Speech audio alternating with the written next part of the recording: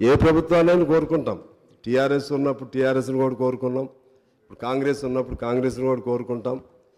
ప్రభుత్వం అనేది it is a continuous process, continuous governance. వాళ్ళు చేసిన మంచి పనులు ఉంటాయి, దాన్ని మీరు కొనసాగించాలి. వాళ్ళు చేయలేనటువంటి పనులు ఏమన్నా, మంచి పనులు చేయలేకపోతే వాటిని మీరు టేకప్ చేయాలి. వాళ్ళు చేసినటువంటి తప్పులు ఏమన్నాయో అది మీరు అర్థం చేసుకోవాలి. ఆ తప్పుల్ని చేయకుండా మీరు ముందుకు వెళ్ళాల్సిన అవసరం ఉంది. ఇందాక లాంగ్ డిస్కషన్ జరిగింది. గత అనేక సంవత్సరాలు, 50 ఏళ్ల చరిత్ర, మళ్ళీ ఈ 10 ఏళ్ల చరిత్ర, దేన్ని పారామీటర్గా తీసుకోవాలనేది. 50 ఏళ్ల చరిత్ర ఏది చేయకుండా ఈ దశకి ఏది రాదు. అది నేను weather that was Congress government are Janata government or any other government, అది ఒక ఫుట్టింగ్, అది ఎప్పటి నుంచో అలా చేసుకుంటూ వస్తుంది. దానిపైనే ఆధారపడి కొత్త గవర్నమెంట్ ఇంకొన్ని నిర్మిస్తూ ఉంటుంది.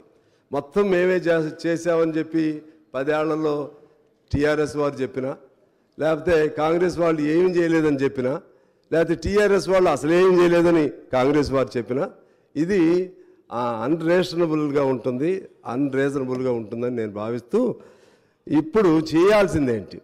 వాళ్ళంతా బాగానే చేశారు. మరి 10 ఏళ్లకి నాకు తెలిసి ఏ ప్రభుత్వాన్ని మనం తీసుకుంటే ఏ ప్రభుత్వం కూడా అనేక సంవత్సరాలు ఏది కొనసాగలేదు.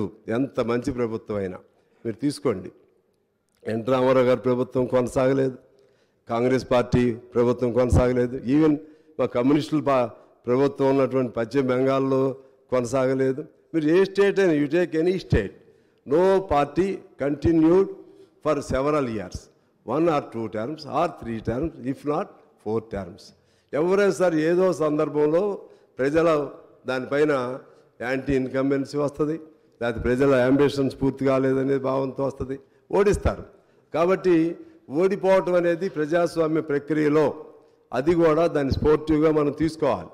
ఓడిపోయాం కాబట్టి వీళ్ళు ఎంతకాలం ఉంటారో చూస్తాం, ఇది ఎంతకాలం ఉంటుందో చూస్తాం, మీరు సంవత్సరం కూడా ఉండలేరు, ఇటువంటి భాష ఎవరు వాడినా కూడా తప్పని నేను భావిస్తూ ఉన్నాను. ఎవరైనా ఒకరిద్దరు అత్యుత్సాహంతో మాట్లాడినా కూడా అది ఈ మధ్య పత్రికల్లో చూస్తున్నాం. అంటే ఏం చేస్తారు?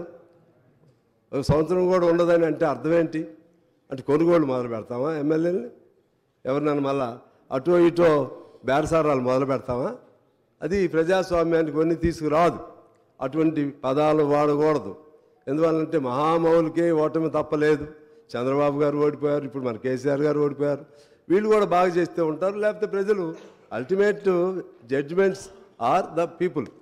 వాళ్ళు ఏ నిర్ణయం చేస్తారో దానికి మనం కట్టుబడి ఉండాలి. కానీ మన తెలంగాణ సంస్కృతిని, తెలంగాణలో ఉన్నటువంటి మన ప్రజలలో ఉన్నటువంటి నీతి నిజాయితీల్ని పక్కదారి పట్టించే విధంగా గత 10 ఏళ్లలో అనేక కొనుగోళ్లు, అమ్మకాలు విపరీత స్థాయిలో జరిగాయి.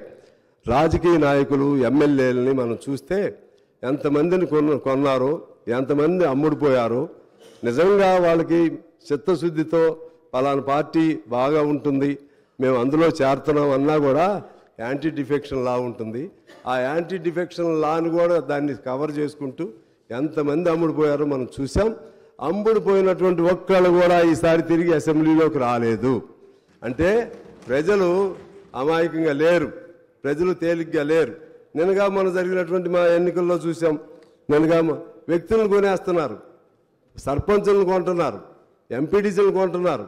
ఒకరు కొంటాం, దాన్ని మళ్ళీ ఇంకొద్ది డబ్బులు ఇచ్చి ఇంకోళ్ళు కొంటాం. ఈ కల్చర్ ఇది ఎక్కడి నుంచి వచ్చింది, ఎలా వచ్చింది? చివరికి భారతదేశంలో నాకు తెలిసి తెలంగాణలో ఉన్నటువంటి ఒకనాడు తెలంగాణ అంటే పౌరుషాల గడ్డ, ఇది పోరాటాల గడ్డ, తిరుగుబాటుకి బానిసత్వం లేకపోతే స్వేచ్ఛ లేనటువంటి తనానికి వ్యతిరేకంగా నిలబడినటువంటిది.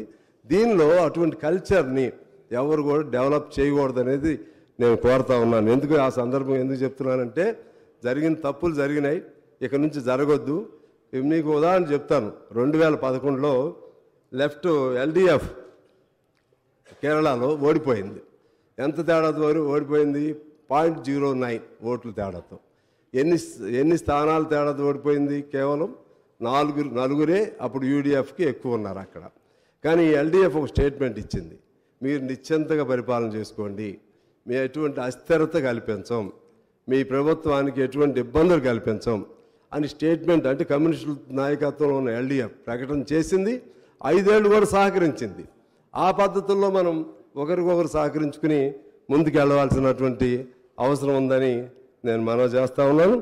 అదేవిధంగా